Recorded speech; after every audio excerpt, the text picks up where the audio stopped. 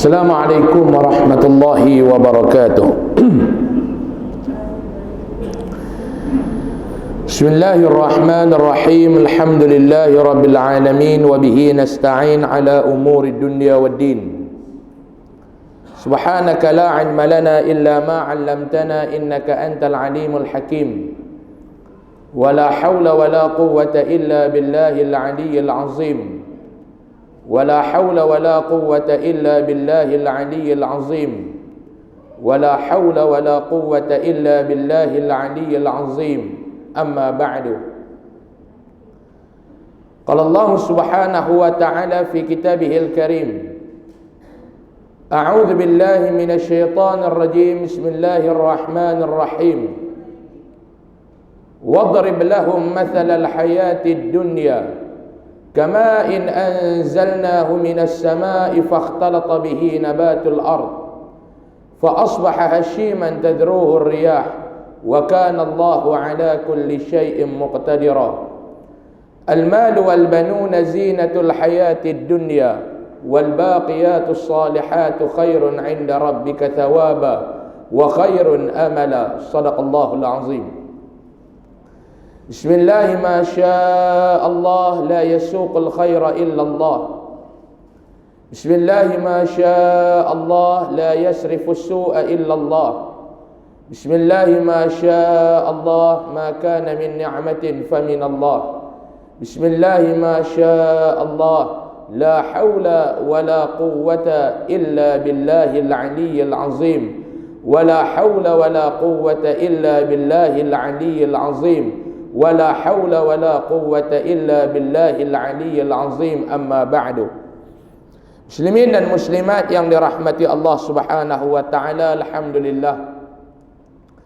Puji dan syukur kita panjatkan kehadrat Allah Subhanahu wa taala pada malam ini dapat kita bersama-sama di dalam rumah Allah taala yang mulia ini, di dalam majlis ilmu ini. Mudah-mudahan keberadaan kita pada malam ini mendapat rahmat, keberkatan, maghfirah, keampunan daripada Allah Subhanahu wa taala. Amin amin ya rabbal alamin. Kita nak sambung pengajian kitab kita 40 hadis jalan ke syurga. Kita sampai pada muka surat 74, hadis yang ke-30. Bismillahirrahmanirrahim. An Abi Mas'ud radhiyallahu anhu qala جاء رجل إلى النبي صلى الله عليه وسلم بناقة مخطومة فقال هذه في سبيل الله فقال رسول الله صلى الله عليه وسلم لك بها يوم القيامة 700 ناقة كلها مخطومة رواه مسلم. Artinya daripada Abu Mas'ud radhiyallahu anhu berkata, seorang lelaki datang kepada Nabi sallallahu alaihi wasallam dengan membawa seekor unta yang lengkap dengan tali hidung. Lelaki itu berkata, unta ini saya infakkan pada jalan Allah. Rasulullah sallallahu alaihi wasallam bersabda kepadanya, Allah akan memberikan kepada kamu pada hari akhirat nanti 700 ekor unta, kesemuanya lengkap dengan tali hidung. Hadis sahih riwayat Imam Muslim. Nabi SAW dalam hadis ni, kita nak bicara tentang di bawah tajuk bersedekah, kelebihan orang yang bersedekah. Ni di antara perangai yang kita kena buang kalau kita nak mati dalam keadaan husnul khatimah. Perangai yang kita kena kikis untuk kita mati dalam keadaan husnul khatimah, iaitu penyakit bakhil. Nabi kata al-bakhilu aduwallah. Orang yang bakhil ni adalah musuh Allah. Bakhil. Bisa dengar tak bakhil? Piramli dia buat cerita satu tajuk nama dia Labu Labi. Dalam cerita tu ada satu watak namanya Haji Bakhil. Awak Piramli tak letak nama lain. Tan Sri Bakhil, Datuk Bakhil, apa dia lagi, bos bakhil, tak ada. Dia letak nama Haji Bakhil, tuan-tuan. Dalam cerita ni dia nak habaq Haji Bakhil, orang yang faham agama, Orang yang pernah sampai ke tempat yang mulia tak terlepas daripada sifat ni. Sifat apa dia? Sifat bakhil. Sifat apa dia? Sifat bakhil. Oh, Ustaz, ya. Sifat bakhil. Ustaz, tadi Ustaz kata, Nabi kata apa dia? Al-bakhilu aduwullah. Orang yang bakhil ni adalah musuh Allah. Macam mana kita nak tahu seorang itu tergolong dalam golongan bakhil ataupun tidak? Dalam bahasa yang lain, nak tahu kata bakhil tu macam mana? Ulama bagi takrifan. Yang dikatakan bakhil tu lagu mana? Takrifan bakhil tu lagu mana? Takrifan bakhil ni maklum oi. Kata ulama, kalau tak silap saya Imam Al-Ghazali, kalau tak silap saya, seseorang itu boleh dianggap bakhil bila mana Allah Ta'ala buka peluang untuk dia bersedekah di hadapan mata dia, dia tolak peluang tersebut. Sebab Nabi kata, as-sa'ilu 'alal barri hadiyatun minallah. Nabi kata, kalau ada orang main meminta kepada kita, itu adalah hadiah daripada Allah untuk kita. Contoh dia lagu mana? Satu orang main minta kepada kita, maklum. Satu orang main meminta kepada kita. As-sa'ilu 'alal bar. Satu orang dia main meminta kepada kita. Kita tak pernah cari peluang nak sedekah. Kita tak pernah cari untuk bersedekah. Kita tak pernah cari. Kita tak pernah cari. Tiba-tiba peluang tu mai kepada kita. Maklum duduk dalam shopping mall, tak pernah cari peluang nak bersedekah. Tiba-tiba peluang tu mai, ada orang main minta derma kat kita. Tu hadiah daripada Allah untuk kita. Nabi kata, hadiyatun minallah. Hadiah daripada Allah untuk kita. Hadiah daripada Allah untuk kita. As-sa'ilu 'alal bar hadiyatun minallah.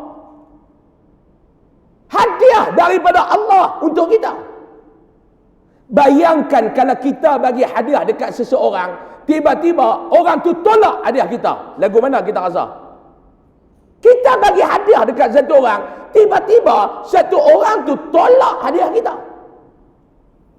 Kita bagi hadiah ni maklum, orang akan bagi kepada orang yang dia sayang. Betul tak?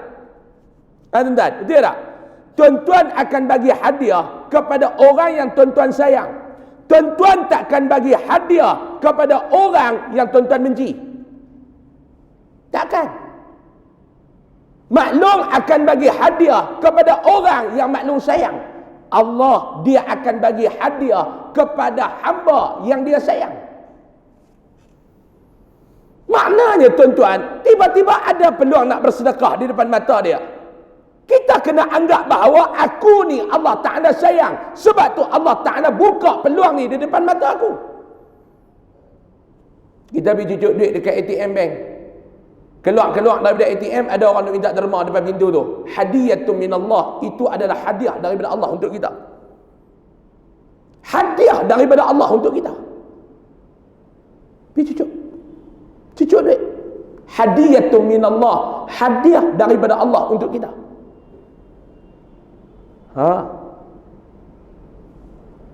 Hadiyatun minallah.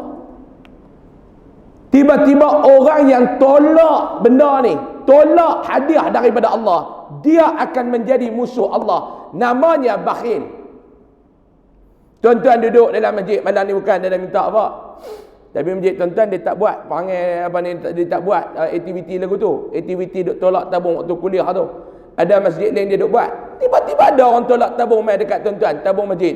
Hadiyatun minallah. Hadiah daripada Allah untuk tuan-tuan. Ni dia, kena buang perangai ni. Nak mati dalam keadaan husnul khatimah, kena buang. Kena buang. Sebab tu kena bebaskan diri kita, merdekakan diri kita daripada menjadi golongan yang bakhil. Kena bebaskan diri kita daripada menjadi golongan yang bakhil. Sebab tu Nabi SAW bersabda di dalam hadis Abdullah bin Mas'ud ni, dia kata, mai satu orang lelaki dekat Nabi SAW bawa unta yang siap bertali hidung. Maknanya unta ni tuan-tuan, dia bela sungguh-sungguh. Unta ni dia bela sungguh-sungguh. Makna unta ni memang peliharaan dia lah. Unta yang dia pelihara betul-betul. Dia macam ni lah. Lembu duduk dalam kandang, kita duduk lepas kot kandang tu, kadang-kadang tali hidung tak ada. Tu maknanya kita bela untuk jual. Tapi bila lembu ni duduk ada tali hidung, maknanya tuan dia bela sungguh. Tarik, bawa pergi dekat padang untuk makan, bawa pergi tanung untuk makan. Ni dia. Unta ni memang unta yang dia sayang dan unta yang dia pelihara. Mai bagi dekat Nabi SAW. Unta yang dia duk buat guna buat kerja. Unta yang dia duk naik jadikan kenderaan, bukan unta beliak lagu tu. Lalu Nabi SAW kata dekat dia bagi dekat Nabi untuk urusan agama. Dia bagi dekat Nabi SAW untuk urusan agama. Lalu Nabi SAW kata dekat dia apa dia? Tak apa, Allah akan balas kepada hang di akhirat kelak dengan balasan 700 ekor unta yang siap bertali macam ni juga. An Huzaifah qala asnadtu an-nabiyya sallallahu alaihi wasallam ila sadri faqala man tasaddaqa bi sadaqatin ibtigha'a wajhillah khutima lahu biha dakhala al-jannata atau kama qala rawahu Ahmad. Artinya daripada Huzaifah radhiyallahu anhu, dia berkata, aku sandarkan Nabi SAW ke dadaku. Huzaifah dia sandak Nabi ni dekat dia. Lalu Nabi SAW bersabda, sesiapa yang bersedekah untuk mencari keredaan Allah Subhanahu wa taala dan mengakhiri hidupnya dengan bersedekah, pasti dapat masuk syurga. Nabi kata kepada Huzaifah al-Yaman, Nabi kata dia, siapa yang bersedekah, dia duk bagi, dia ada apa bagi. Sebab tu Nabi kata, ittaqun nar walau bisyiqqi tamrah. Takutlah neraka dengan walaupun hang bersedekah sebelah buah kurma. Nabi kata, ittaqun nar, takutlah kamu akan neraka walau bisyiqqi tamratin, walaupun dengan kamu bersedekah sebelah buah kurma. Nabi kata, maknanya maklum, sedekah ni bukan benda yang remeh-temeh. Sebab tu jangan duk jadi kedekut. Sedekah ni bukan benda yang ringan, benda yang besar. Nabi kata, bersedekahlah walaupun dengan sebelah buah kurma, dia akan memadamkan api neraka daripada menjilati kamu, menjambar kamu.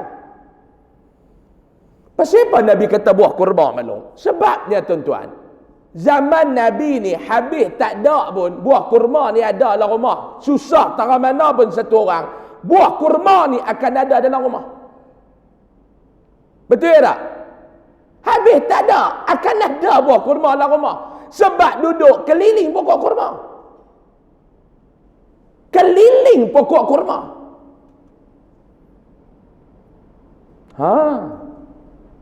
Dikelilingi dengan pokok kurma. Nabi kata habis tak ada dalam rumah kita ni ada sebiji buah kurma. Tiba-tiba ada peluang nak bersedekah. Habis tak ada, Nabi kata koyak, bagi juga sebelah. Nak tunjukkan katanya apa dia? Punya Nabi nak suruh bersedekah. Pepatah Arab kata al-kafan, kain kapan, la jaibalah, tak berpokit. Pepatah Arab kata, maknanya kita nak balik ni, duit kupang yang kita duk simpan banyak-banyak atas dunia ni, bukan kita nak buat balik. Al-kafanu la jaibalahu, kain kapan tidak berpokit. Pepatah Arab kata, tu bukan hadis, tu pepatah Arab kata. Kalau tak silap saya, pepatah Arab kata, Tak tahulah orang Tamarakan ni kalau mati kain kafan dia poket ada 3 macam baju Melayu. Poket atas dia tu, 2 poket bawah. Ataupun dia buat macam baju kurta, poket tepi. Tak ada kain kafan, tak ada poket. Betul tak maklum? Kain kafan tidak berpoket. Kain kafan tidak berpoket. Sebab tu Nabi suruh bersedekah. Jangan jadi golongan yang bakhil. Bersedekah. Bersedekah. Bersedekah. Nabi kata dekat Huzaifah, siapa yang dia sedekah, tujuan dia apa dia? Satu ya, nak cari redha Allah. Bukan dia nak cari benda lain, dia nak cari redha Allah. Dan dia mengakhiri hidupnya, dia duk sedekah, dia duk sedekah, dia duk sedekah. Amalan tu dia istiqamah sampai akhir hidup dia. Pasti orang ni, Nabi kata pasti, bukan insya-Allah, pasti dia ni akan dapat ke dalam syurga. Dakhalal jannah, boleh masuk ke dalam syurga. Keterangan hadis di atas menggalakkan kita untuk bersedekah. Hadis ni cerita dia nak galakkan kita ni untuk bersedekah. Rebutlah masa hidup ini untuk bersedekah selepas dicabut nyawa.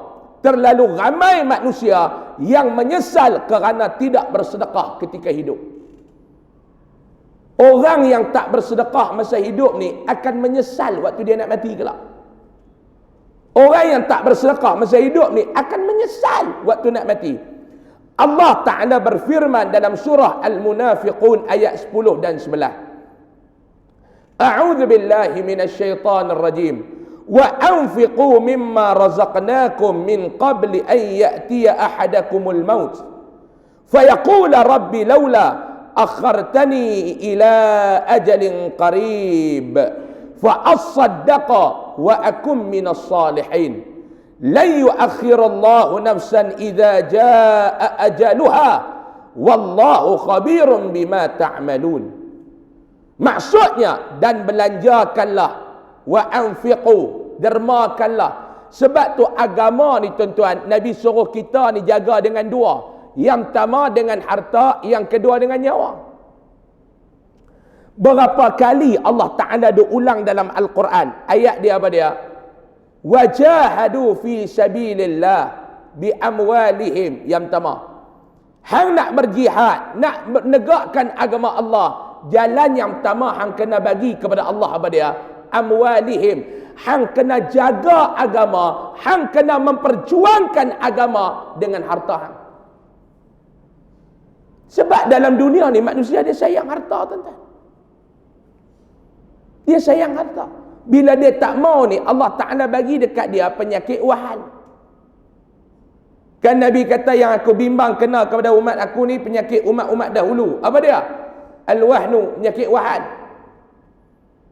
Mal wahnu ya Rasulullah? Apa dia yang dikatakan penyakit wahan ni ya Rasulullah? Nabi kata apa dia dah? Hubbud dunya wa karahiyatul maut. Sayang kepada dunia yang melampau dan takut untuk mati. Sayang kepada dunia ni ulama bahagi kepada 3. Satu orang ni dia akan sayang kepada dunia bila mana dia sayang 3 benda dalam dunia. Yang pertama dia sayang apa dia? Dia sayang kepada kedudukan dia. Ni yang pertama. Ada orang yang tak mau memperjuangkan agama kerana kedudukan. Dia kata payah saya nak buat. Saya ni baru naik jawatan. Kalau saya duk bising, kalau saya duk tegak benda ni, jawatan saya nanti ni, faham-faham ambil lah. Saya pun nak kena jaga anak saya. Nak kena, ni yang pertama. Yang kedua, dia sayang kepada keluarga dia. Orang takut nak memperjuangkan agama ni kerana apa dia, tuan-tuan? Sayang kepada keluarga. Bila berjuang agama ni silap-silap orang boh dalam lokak, boh dalam penjara. Takut terpisah dengan keluarga. Mana ada pejuang Islam mati atas permadani merah, tuan-tuan? Mana ada pejuang-pejuang Islam mati atas kursi yang empuk, kedudukan yang tinggi? Tak ada. Betul tak maklum? Ha maklum? Maklum? Awak ni kencing manis ke? Tinggi ke ni gula? Nampak letih ya pun? Malam ni tak lama maklum malam ni tak lama saya nak minta berhenti awal sikit tuan-tuan, saya ada urusan. Sekejap lagi Aisyah kita berhenti, boleh tak? Kuliah nama pun kuliah Maghrib. Kalau nak nama dia kuliah Aisyah. Nak mati awal lagi. Sayang.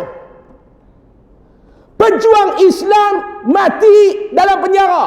Pejuang Islam mati dalam medan peperangan. Tu pejuang Islam. Mana mati dalam bilik aircon, duduk atas kursi, duduk atas takhta pemerintahan. Tak ada. Sayang. Dia takkan berani untuk memperjuangkan Islam. Kerana apa dia? Kerana dia sayang kepada kedudukan dia. Yang ketiga, dia sayang apa dia? Hubbul mal. Sayang harta. Tiga kesayangan ni bila dia rangkum sekali, bila berkumpul tiga-tiga ni, dia akan lahirlah nama dia hubbud dunia. Dia akan sayang kepada dunia yang agak melampau. Sebab tu Nabi kata, wajahadu fi sabilillah bi amwalihim. Kalau hang lepas yang pertama, tangga yang pertama, hang akan pi kepada yang kedua. Wa anfusihim. Dia tak kisah untuk membelanjakan harta dia pada jalan Allah, dan dia takkan kisah nyawa dia menjadi galang ganti untuk agama Allah. Ini dia. Mimma razaqnakum min qabli an ya'tiya ahadakumul maut. Dan belanjalah harta kamu sebahagian daripada rezeki yang kami berikan kepada kamu sebelum seseorang daripada kamu sampai ajal maut kepadanya. Sebelum sampai ajal tu kepada dia. Ni yang pertama. Kena belanja sebelum ajal sampai kepada dia. Derma. Kerana apa dia?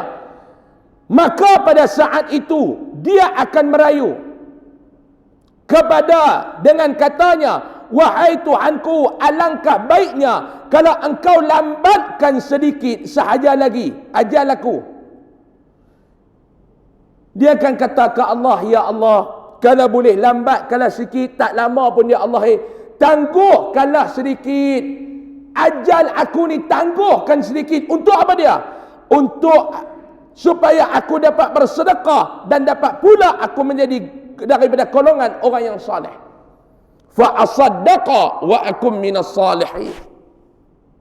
Ya Allah, kalau bolehlah ya Allah, ni nak mati. Saya pagi tadi cerita, tuan-tuan. Baru ni ada satu orang kampung saya meninggal. Orang kampung saya baru ni seorang meninggal. Bini dia cerita, saya pergi ziarah yang mati tu, saya pergi. Bini dia cerita, duk makan nasi tengah hari ni, selepas zuhur ni, duk makan nasi sekali elok. Makan nasi elok. Elok dia makan nasi. Bila makan nasi, lepas semua settle, lepas semua, laki dia kata, abang nak pergi berehat Zat, duduk atas kursi malas kat luar, dekat luar rumah dia. Bini dia kata, abang, semayang lah dulu. Dia kata, abang nak semayang Zat, nak rehat Zat, bagi nasi turun tu, nak pergi semayang. Dia pergi duduk atas kursi malas. Bini dia pun duk kemas apa, habis kemas apa, mayang, habis mayang, pergi nak gerak dia lah, lewat dah zuhur ni. Gerak-gerak meninggal atas kursi tu. Meninggal. Cek sebab meninggal, kena patuk dengan ulang. Masa dia duduk tu, kena patuk dengan ulang. Dan doktor suspek ulang yang patuk dia tedung selah. Tak tahu ulang tu main sana, sebab rumah tak ada CCTV. Kalau rumah ada CCTV, rumah orang kampung dah ada CCTV apa mana, meninggal. Jaga. Sebab tu tuan-tuan nak duduk cek betul-betul tu. Kau belakang tuan-tuan, kau ada tedung selah ke apa ke? Maklum, yang kata ajal ni, bila sampai saja ajal, la yastakhiruna sa'ah, dia takkan lewat walaupun sesaat, wala yastaqdimun, dia takkan cepat walaupun sesaat. Betul tak? Ajal ni bila sampai, dia takkan lewat walaupun sesaat, dia takkan cepat walaupun sesaat.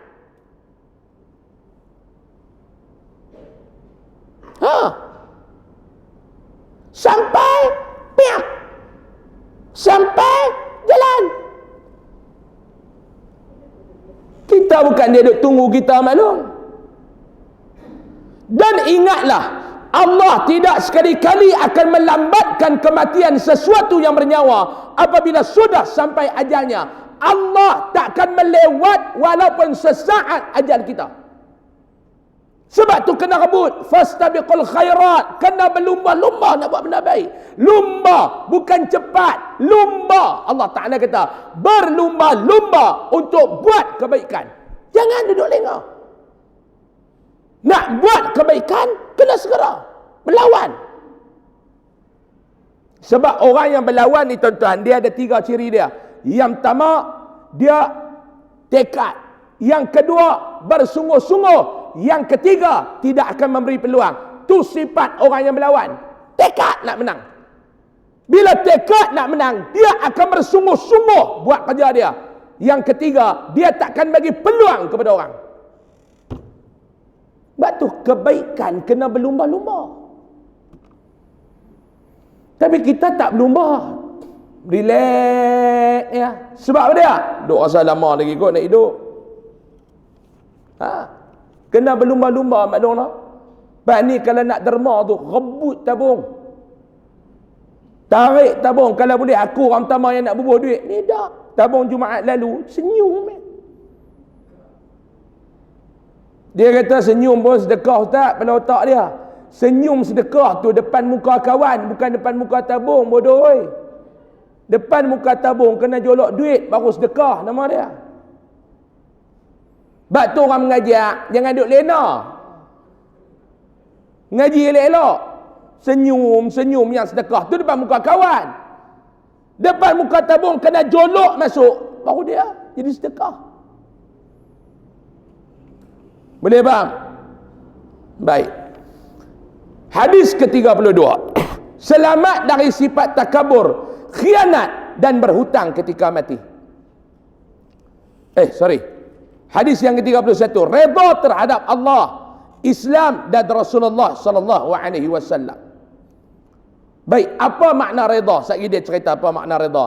An Abi Sa'id radhiyallahu anhu, anna Rasulullah sallallahu alaihi wasallam qala, man radiya billahi rabba wa bil islami dina wa bi Muhammadin sallallahu alaihi wasallam rasula wajabat lahul jannatu.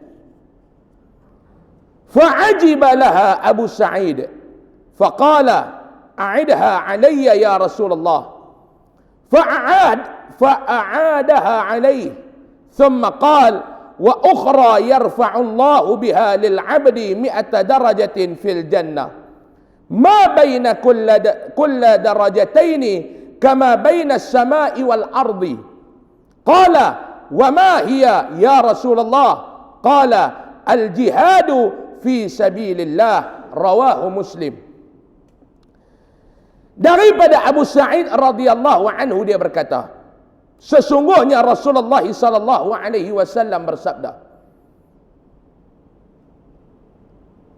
pasti mendapat syurga bagi siapa yang redha Allah sebagai Tuhannya. Tu maksud man radiya billahi rabba. Siapa yang redha Allah Ta'ala tu sebagai Tuhannya, wabil islami dina, dan Islam sebagai agamanya, wabi Muhammadin sallallahu alaihi wasallam rasula, dan Nabi Muhammad sallallahu alaihi wasallam sebagai rasulnya. Nabi kata siapa yang redha, Nabi kata siapa yang redha. Redha apa dia? Redha Allah Ta'ala sebagai Tuhan dia. Yang kedua, Islam sebagai agama dia. Yang ketiga, Nabi Muhammad sallallahu alaihi wasallam sebagai rasulnya. 3. Nabi kata orang ni akan mendapat syurga. Nabi kata. Sebab tu tuan-tuan, Imam Junaid Al-Baghdadi rahimahullah kata, maklum, lepas semayang baca zikir ni 3 kali. Imam Junaid Al-Baghdadi kata, maklum, habis semayang, Assalamualaikum warahmatullahi, Assalamualaikum warahmatullahi. Bacalah zikirnya macam-macam. Dan antara zikir yang kena baca 7 kali lepas salat ni, Imam Junaid Al-Baghdadi kata, raditu billahi rabba wa bil islami dina wa bi Muhammadin nabiyyan wa rasula. Ataupun raditu billahi rabba wa bil islami dina wa bi Muhammadin sallallahu alaihi wasallam rasula. Boleh sebut tiga-tiga tu. Ambil amalan ni, jangan duk mengangguk, buat haram. Dah kali dapat pahala mengangguk, bukan pahala beramal. Buat. Raditu billahi rabba wa bil islami dina wa bi Muhammadin nabiyyan wa rasula. Berapa kali maklum? 7 kali. Setiap kali lepas sembahyang. 3 kalimat ni baca 7 kali, ulang. Bahasa mana tak? Bahasa mana tak apa? Oh. Habis doa boleh tak Ustaz? Boleh Sallallahu alaihi wasallam Muhammad wa ala alihi wa sahbihi ajma'in. Alhamdulillahi rabbil alamin. Raditu billahi rabba wa bil islami dina wa bi Muhammadin nabiyyan wa rasula. Raditu billahi rabba wa bil islami dina wa bi Muhammadin nabiyyan wa rasula. Raditu billahi rabba wa bil islami dina wa bi Muhammadin nabiyyan wa rasula. Boleh? Ambil amalan tu, baca 7 kali lepas sembahyang. Buatlah waktu mana pun, janji lepas sembahyang. Fa'ajiba laha Abu Sa'id. Bila Nabi kata lagu tu, Abu Sa'id ni terkejut. Nabi kata pasti akan dapat ganjaran syurga kepada orang yang sebut raditu billahi rabba wa bil islami dina wa bi Muhammadin nabiyyan wa rasula. Sebab apa yang Abu Sa'id terkejut Nabi kata macam tu? Sebab benda simple. Sebab apa yang Abu Sa'id terkejut? Sebab benda tu ringan, benda tu mudah. Sebab tu tuan-tuan, di antara rahmat Allah kepada hamba dia, kepada umat Nabi sallallahu alaihi wasallam, sayangnya Allah kepada kita, Allah tidak akan membiarkan kita ni buta tuli lagu tu ya tuan-tuan. Buat apa pun pasti Allah Taala akan balas ganjaran syurga. Pasti Allah Taala balas ganjaran syurga.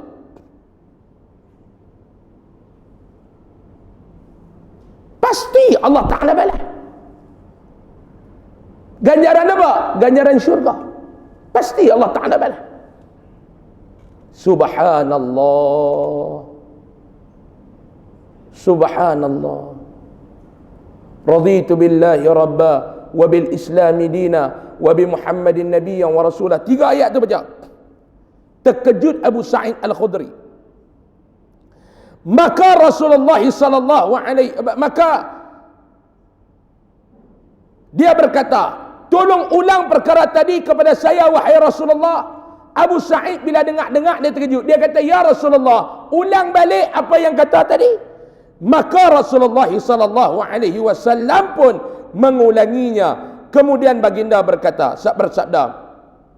Nabi kata apa dia? Nabi ulang balik dan Nabi kata dekat Abu Sa'id, ada satu lagi amalan Allah akan mengangkat darjat hambanya yang mengamalkannya dengan 100 darjat di dalam syurga kelak. Nabi kata ada satu amalan lagi. Nabi kata amalan ni kalau hang buat, siapa yang buat amalan ni, dia akan dapat masuk dalam syurga dengan diangkat 100 darjat. Pasti akan masuk dalam syurga dan diangkat dalam syurga tu 100 darjat. Subhanallah. Amalan apa dia maklum? 100 darjat. Darjat tu pula, 1 darjat panjang mana, tinggi mana? Antara 1 darjat ke 1 darjat yang lain seperti antara langit dan bumi. 1 darjat kepada 1 darjat yang lain, dia punya jauh dia di antara langit dan bumi. Abu Sa'id bertanya, apakah amalan itu wahai Rasulullah? Abu Sa'id bila dengar, Abu Sa'id tanya dekat Nabi, ya Rasulullah, amalan apa tu yang kalau buat dapat masuk dalam syurga dan Allah Ta'ala balas dengan ganjaran 100 darjat? Baginda bersabda, Nabi jawab, berjihad di jalan Allah. Ni dia. Orang yang berjihad di jalan Allah ni, sekadar kemampuan kita lah maklum. Ustaz, ya. Macam kita lah ni nak jihad macam mana Ustaz? Duduk dalam negara Malaysia ni negara yang aman. Duduk dalam negara kita ni tenang Ustaz. Tak ada perang-perang apa. Adakah kami kena pergi ke Palestin? Kena pergi ke Syria? Kena pergi ke Iraq? Kena pergi ke Afghanistan? Tak. Jihad. Duduklah dalam negara kita, jihad cara kita. Apa dia jihadnya maklum? Membebaskan diri kita dan keluarga kita daripada kejahilan. Kena jihad, memperjuangkan diri kita dan ahli keluarga kita untuk memahami agama. Memahami Islam. Itu jihad kita. Jihad. Oh. Subhanallah Ustaz. Ya, jihad. Satu lagi jahat. Lah kita tak jihad, yang kita duk buat jahat. Khianat orang tu, khianat orang ni, jihad tu jahat nama dia. Ni jihad. Bukan jahat. Nampak tak? Jihad. Duduk dalam negara kita, jihad cara dalam negara kita. Keterangan redha terhadap Allah, Islam dan Rasulullah bermaksud kita berpuas hati dan berbangga menjadi umat Nabi SAW yang beragama Islam dan mentauhidkan Allah Subhanahu wa taala. Tu makna dia. Apa makna redha maklum? Garis kita tu, tapi nak garis pun kitab masjid no. Hafal. Nak garis kitab masjid hafal. Makna redha ni berpuas hati. Apa makna redha? Lepas ni kalau orang tanya apa makna redha? Redha ni bermakna berpuas hati. Hidup kita ni kita berpuas hati. Berpuas hati. Berpuas hati. Oh. Kita puas hati jadi hamba Allah. Raditu billahi rabba wa bil islami dina. Kita berpuas hati menjadikan Islam tu sebagai agama kita. Wa bi Muhammadin nabiyyan wa rasulah. Kita berpuas hati menjadi umat Nabi sallallahu alaihi wasallam. Bukannya senang tuan-tuan oi. Kita ni mulut yang sebut, tetapi perbuatan kita tak menggambarkan langsung kita ni menjadi golongan umat yang berpuas hati menjadi umat Nabi. Tapi Maulidur Rasul sambut elok, alhamdulillah, belarak. Sampai rebah baru ni belarak. Rebah. Orang duk kata jangan duk ikut mak nak pergi juga. Pergi berjalan balik naik ambulan. Lepas tu baru ni saya pun buat perarakan baru ni. Polis kata sebaiknya kena pergi maklum sama dekat klinik kesihatan ataupun hospital berdekatan. Biar ambulan duk ikut kat belakang. Takut yang main ni belaka-belaka maklum oi. Masa pilihan raya hari tu ni selalu orang namuk satu. Hak jenis pepak mi pun tak putih. Tahu tak pepak mi tak putih? Kerat mi tak putih. Bak gigi tak ada tinggal gusi. Duk kerat tak putih, kerat tak putih, kerat tak putih. Lain kali dia sedut masuk mi bertali, berak pula keluar pun bertali mi tu. Yang tu lah nak main belarak pun, nak muda-muda tak ada. Maklum, bagus tak duk buat perarakan Maulid Rasul tu? Bagus. Bagus tak? Bagus. Tetapi kecintaan kita kepada Nabi SAW tak stop, tak berhenti takat tu saja. Tak berhenti takat tu saja. Kena amalkan sunnah Nabi. Kena buat benda yang Nabi suruh. Kena tinggal benda yang Nabi larang. Tu nak tunjukkan kata bahawa kita ni menjadi umat yang reta menjadi umat Nabi SAW. Dengan kefahaman ini kita berjuang menyebarkan dakwah Islam dengan mengemukakan bukti-bukti bahawa agama yang benar hanyalah agama Islam dan Muhammad itu benar-benar utusan Allah Subhanahu wa taala. Wallahu a'lam. Nah, InsyaAllah kita mai pada bulan depan, kita akan baca pula hadis yang ke-32. Hadis yang ke-32, dia nak cerita pula, ada 3 perbuatan kita kena selamatkan diri kita sebelum kita mati. Kalau ada yang kita duk buat masa hidup, kena bertaubat, kena pergi minta maaf, kena pergi selesai. Apa dia? InsyaAllah kita akan baca pada bulan hadapan. Wallahu a'lam. Sebelum saya nak tangguh kuliah saya ni maklum, ada 3 pengumuman yang saya nak umumkan. Yang pertama, macam biasalah dekat kereta saya sana ada top koko. Untuk siapa yang nak dapatkan top koko, boleh dapatkan di luar sana. Yang kedua, dekat belakang sana ada tabung-tabung besi Yayasan Ar-Riyadah untuk anak-anak yatim, untuk fakir miskin, untuk pelajar-pelajar tahfiz. Macam biasa tuan-tuan bubuh tu boleh bubuh lah. Siapa yang nak menyumbang untuk anak-anak yatim, fakir miskin dan pelajar-pelajar tahfiz, boleh letaklah dekat belakang sana. Yang ketiga, bulan lepas saya ada maklumkan saya nak buat collection wakaf untuk pembangunan pondok warga mas Yayasan Ar-Riyadah. Resit wakaf ada di luar sana tuan-tuan. Saya nak cari dana ni tuan-tuan dalam bulan ni lebih kurang dalam 100,000 untuk menyelesaikan sebidang tanah yang kita beli. Kita bukan nak beli tanah tu maklum, kita tak mau beli.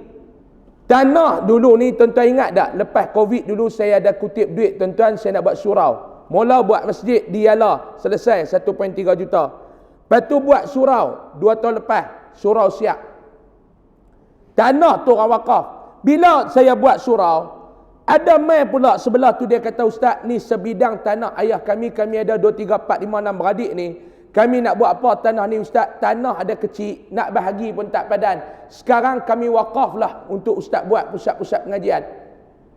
Tak ambil masalah. Lepas tu mai pula yang belakang tu pula kata, "Kami pun wakaf." Jadi kita duk cek keperluan di situ, kita nak buat pusat pondok pengajian warga mas. Dan bila nak buat, belakang tu pun mereka wakaf setengah, mereka jual setengah. Harga mereka jual 110,000. 110,000. Jadi saya duk cadang di situ, saya nak buat 15 buah pondok. 15 buah pondok yang saya nak buat, dan sebuah pusat tahfiz juga yang kita nak letakkan di situ. Di siapa yang nak berwakaf, dipersilakanlah. Resit wakaf ada di luar sana tuan-tuan, insya-Allah. Wallahu alam. Mudah-mudahan Allah Ta'ala membalas kebajikan tuan-tuan. Dekat resit wakaf tu ada nama akaun. Bolehlah kempen-kempen kepada semua adik-beradik kita. Sama-sama berwakaflah untuk mak, untuk ayah dan sebagainya, insya-Allah. Wallahu alam. Kita tangguh dengan tasbih kafarah dan surat Al-Asr.